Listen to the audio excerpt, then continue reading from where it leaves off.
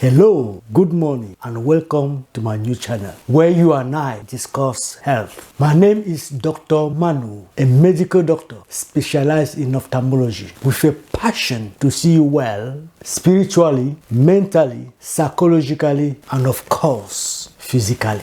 In this video today, you and I will discuss the pathophysiology of diabetes. Always remember that all what you and I discuss on this channel are only intended to be informative only. This is not a medical consultation, nor a personalized medical advice. For all medical advice, please do consult your medical practitioner. Thank you. Having said that, it is important to you and I to understand how we get diabetes. That is why I invite you to join me after the break so that you and I can discuss the pathophysiology of diabetes type 1.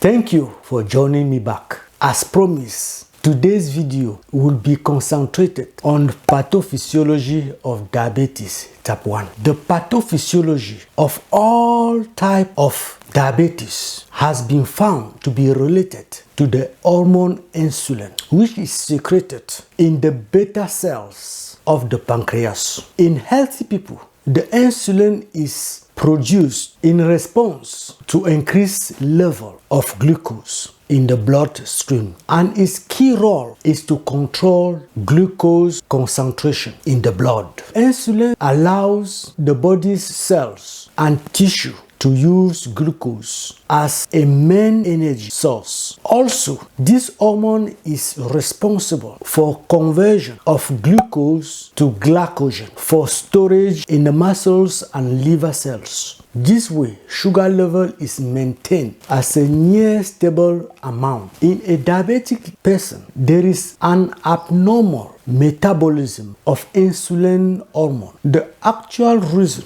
for this malfunction differs according to the type of diabetes. Whatever the cause is, the body cells and tissues do not make use of glucose from the blood, resulting in elevated level of blood glucose. This condition is also worsened by the conversion of stored glycogen to glucose. Such an increased hepatic glucose production. Over the time, high glucose level in the bloodstream can lead to severe complications such as eye disorders, cardiovascular diseases, kidney damage, and nerves problems. Now, regarding the pathophysiology of type 1 diabetes, the condition is by large embodied by the deficiencies of insulin hormone. This situation occurs when the immune system causes a major attack over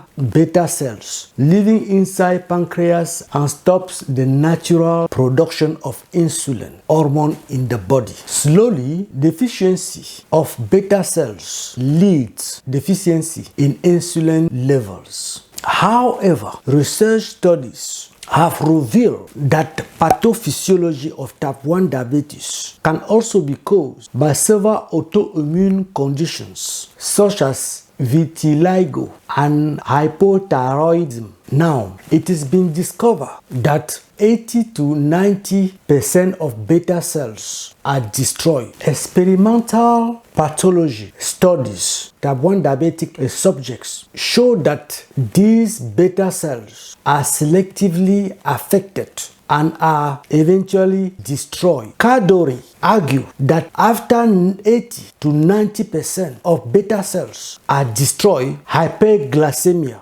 develops and ultimately diabetes may be diagnosed. This process is facilitated by the body's immune system. This initially causes imbalances in insulin production and could go unnoticed until eventually the pancreatic beta cells are fully destroyed, causing ultimate failure of insulin secretion and production. Now, knowing the pathophysiology of type 1 diabetes.